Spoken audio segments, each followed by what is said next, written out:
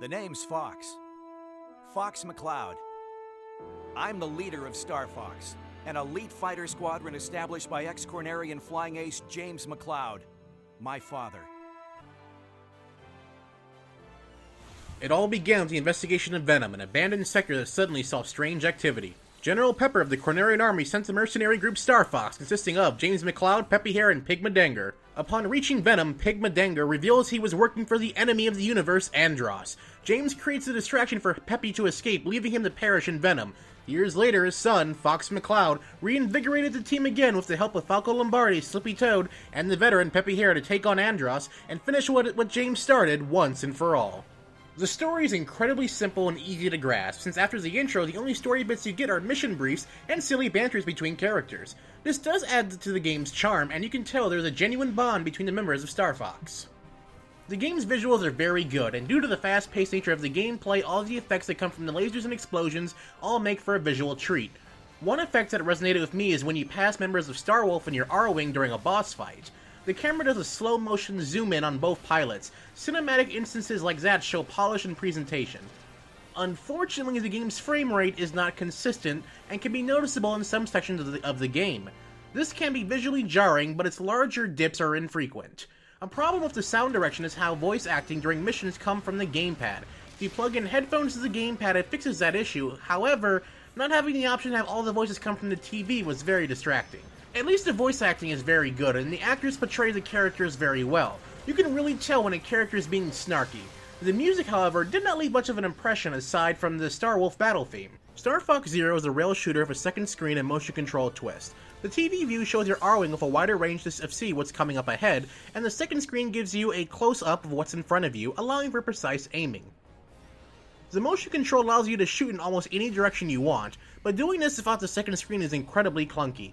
This control scheme excels during the all-range boss fights where the game is no longer on rails and all of your attention is on the one gigantic enemy. This gives more of a reason to use a second screen for aiming. Using the top screen for fights like this is cumbersome due to how zoomed out the camera is, making it hard to see where you are and what you're aiming at.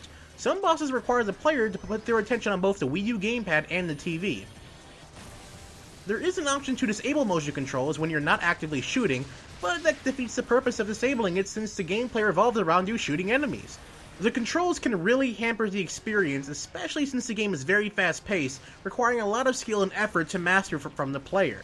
It is a real shame that these controls felt very cumbersome as the experience was still enjoyable. There are a variety of vehicles you can play in missions, such as the slow-moving Landmaster and the stealth-based Gyro Wing.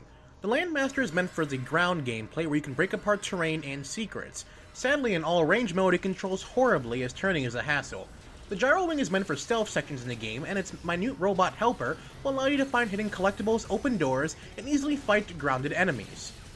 There are also different versions of the standard R-Wing. For beginners, there is the Invincible R-Wing that is meant for you to get through the game with no hassle whatsoever. For you veterans out there, there's an R-Wing that will do double damage, but on the flip side, will also take double damage as well. With the Falco amiibo in play, you can get an R-Wing that takes triple damage, but has a larger reticle. The content in this game has to offer heavily revolves around replaying each level, finishing a level without taking too much damage, destroying a ton of enemies, searching for collectibles in forms of medals, and finding secret pathways to new levels entirely.